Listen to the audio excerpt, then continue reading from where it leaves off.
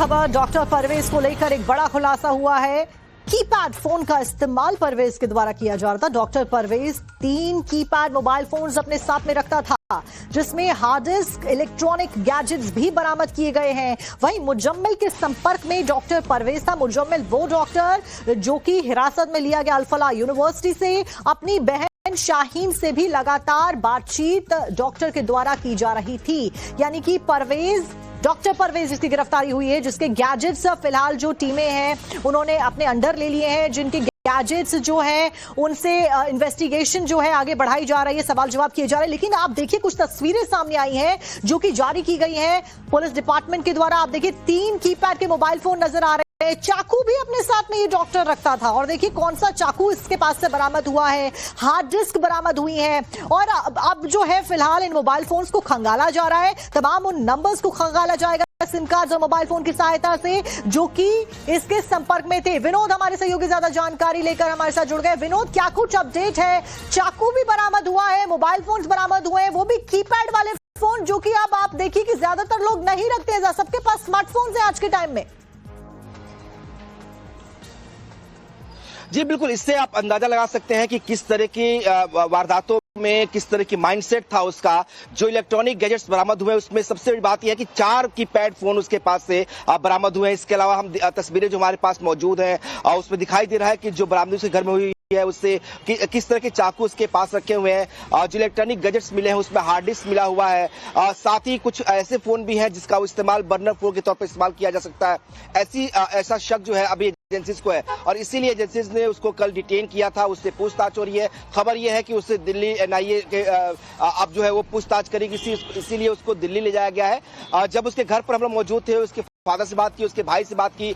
हालांकि लोग ये नहीं मानने को तैयार है कि डॉक्टर ऐसा करेगा, लेकिन जिस तरह की बरामदगी उसके से अभी तक हुई है और जो अभी तक उसके बारे में जानकारी मिली है वो बेहद हैरान करने वाली है। डॉक्टर परवेज के बारे में कहा जा रहा है कि वो न सिर्फ अपनी बहन डॉक्टर शाहीन, जिसे जम्मू कश्मीर पुलिस ने गिरफ्तार किया है, उसके संपर्क में था, बल्कि मुजम्मिल के संपर्क में भी रहा है। इतना ही नहीं, सहारनपुर में जिस गाड़ी से असलहा बरामद हुआ था उसके बारे में भी उसका लिंक भी डॉक्टर परवेज से जुड़ता हुआ नजर आ रहा। तो ऐसे माना जा रहा कि डॉक्टर परवेज की भूमिका बड़ी हो सकती है। विनोद, और ये जो डिटेल्स आई हैं, जो फोटोज रिलीज की गई हैं, उसके बाद ये सवाल और भी ज्यादा गंभीर हो जाते हैं। आप बने रहिए हमारे साथ। इस बीच एक बहुत बड़ी ब्रेकिंग आ रही है। देश में आए विस्फोटक पर सबसे बड़ी ब्रेकिंग आपको बता दें, 300 किलो से ज्यादा बारूद अभी लापता बताया जा रहा है। यानी कि हजारों किलो की संख्या में एक्सप्लोजिव जहां पर बरामद कर लिए गए थे ब्लास्ट से पहले, वहीं 300 किलो से ज्यादा का बारूद अभी भी मिसिंग है।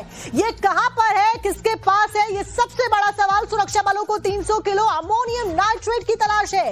इससे पहले 2900 किलो से ज्यादा अमोनियम नाइट्रेट, वही एक्सप्लोजिव जिसका इस धमाके में इस्तेमाल होने का शक जताया जा रहा है, वो अभी भी गायब बताया जा रहा है। यानी कि 300 किलो एक्सप्लोजिव की तलाश जारी है, नाइट्रेट की तलाश जारी है। अमोनियम नाइट्रेट ये विस्फोटक है और बेहद विनाशकारी और खतरनाक। नेपाल के रास्ते 3200 किलो अमोनियम नाइट्रेट लाया गया था। ये इनपुट्स मिल रहे हैं जिसमें से फरीदाबाद में 2900 किलो को पकड़ लिया गया था। वहीं 300 किलो बाकी का अमोनियम नाइट्रेट, ये जो एक्सप्लोजिव है, वो कहां है, ये सबसे बड़ा सवाल। बांग्लादेश से नेपाल के रास्ते भारत में आया था विस्फोटक। विनोद, फिलहाल कहां पर किस तरीके से इन्वेस्टिगेशन जो है वो काम कर रही है? क्योंकि फरीदाबाद, उत्तर प्रदेश और कश्मीर से खास करके इन आतंकियों के संपर्क बताए जा रहे थे। वहीं 300 किलो एक्सप्लोजिव गायब होने की बात भी सामने आ रही है। देखिए बिल्कुल, और इसीलिए कहा जा रहा है कि खतरा अभी टला नहीं है पूरी तरह से, क्योंकि जो बरामदगी हुई है वो महज 2900 किलो अमोनियम नाइट्रेट की बरामदगी हुई है। 300 किलो अमोनियम नाइट्रेट जो है वो अभी भी आतंकियों के कब्जे में हो सकता है। वो किसके पास है, इसीलिए देखिए आप पूरे देश के कई राज्यों में जो है लगातार जो एजेंसीज है वो रेड्स कर रही है और जो रेड्स हो रही है, कहा जा रहा है कि इसके पीछे एक एजेंडा ये भी है, एक मकसद ये भी है कि उस अमोनियम नाइट्रेट को बरामद किया जाए जो नेपाल के रास्ते हिंदुस्तान आया है। क्योंकि हमने देखा कि फरीदाबाद में जो बरामदगी हुई है महज 2900 किलो की बरामदगी हुई है। 300 किलो अमोनियम नाइट्रेट अभी भी बरामद नहीं हुआ है और इसीलिए लगातार एजेंसीज जो है वो इसकी तलाशी में अलग अलग हिस्सों में जो है वो रेड्स कर रही है। जो मेरे पास जानकारी है सोर्सेज के हवाले से, आधिकारिक पुष्टि इसकी नहीं हुई है, लेकिन माना जा रहा है कि उसमें से एक बड़ा हिस्सा जो 300 किलो अमोनियम हो सकता है वो उत्तर प्रदेश में ही हो। और इसीलिए आप देखिए कि जा रहा था कि जो धार्मिक स्थल है उनको टारगेट करने की प्लानिंग इनके द्वारा की जा रही थी, ये भी जानकारी मिली है। ऐसे में वाराणसी और अयोध्या में तो अभी धर्म ध्वजा को भी स्थापित करना है, ऐसे में वो भी इन आतंकियों के टारगेट पर थे। बहुत महत्वपूर्ण हो जाता है किसी भी तरीके से जो 300 किलो अमोनियम नाइट्रेट है, ये जहां पर भी है इसको ढूंढ निकाला उन लोगों के साथ में जो कि इस मंशा के साथ में आगे बढ़ रहे हैं।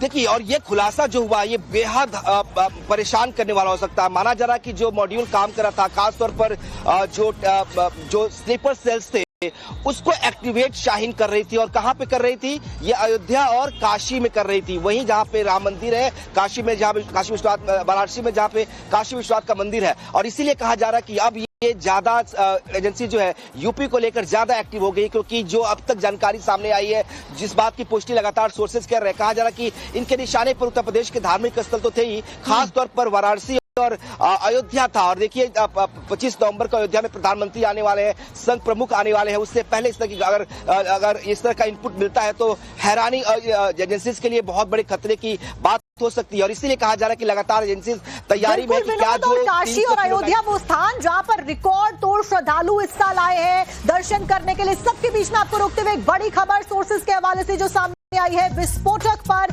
यूपी में 300 किलो से ज्यादा विस्फोटक हो सकता है, यानी कि अमोनियम नाइट्रेट, यानी कि जो अमोनियम नाइट्रेट बांग्लादेश के रास्ते भारत में लाया गया, जिसकी जो क्वांटिटी है वो 3200 किलोग्राम बताई जा रही थी। वो अमोनियम नाइट्रेट जो फरीदाबाद से पकड़ा गया उसकी क्वांटिटी थी 2900 किलोग्राम।